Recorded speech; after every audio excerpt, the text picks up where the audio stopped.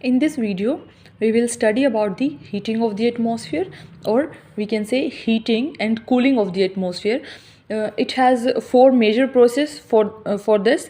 First is radiation. We will study all the four major processes one by one, and the first is radiation.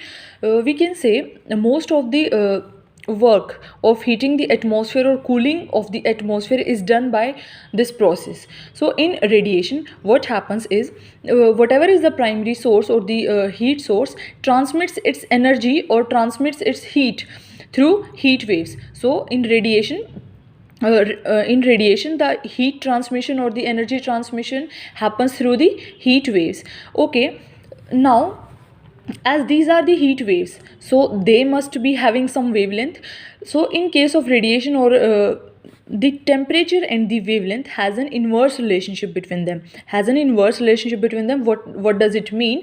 It means that the hotter the object, the shorter is the wavelength. The hotter the object, shorter is the wavelength, and the hotter objects radiates more energy.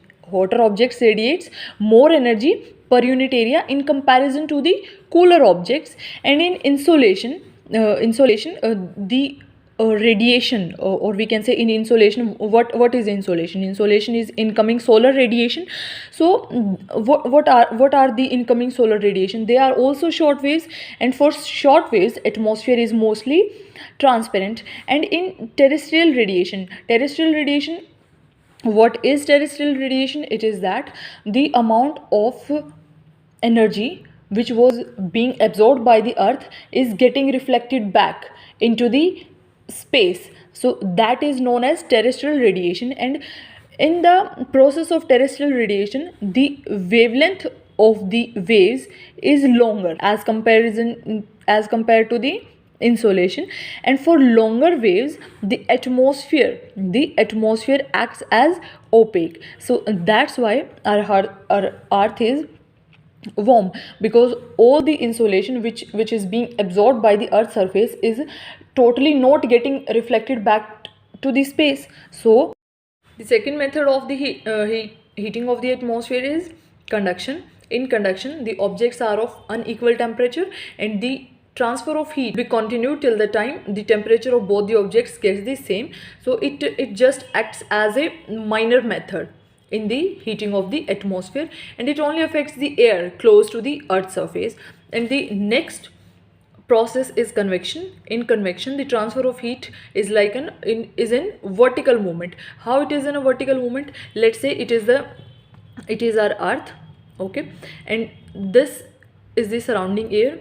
Due to the radiation, or we can say conduction, it could be both, the air gets warm. When the air gets warm, it just expands, and when the air expands, it rises. So this air rises, so this gap is vacant. Now the cooler air will fill this gap. So this is the vertical movement of the heat. And this is called convection. The next step is advection. In advection, the transfer of heat is being done horizontally through winds.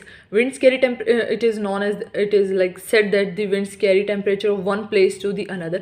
Let's say this is one place and this is our second place. The temperature of this place is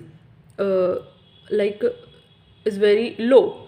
So the winds which are coming from this place to this place will carry cooler effect, and they will give this area a cool effect. And if this area or this place is warm, and the winds coming from this place to here will give this area warm impact. So this is the horizontal transfer of heat, and which is known as the advection. The all major four processes of heating and the cooling of the atmosphere.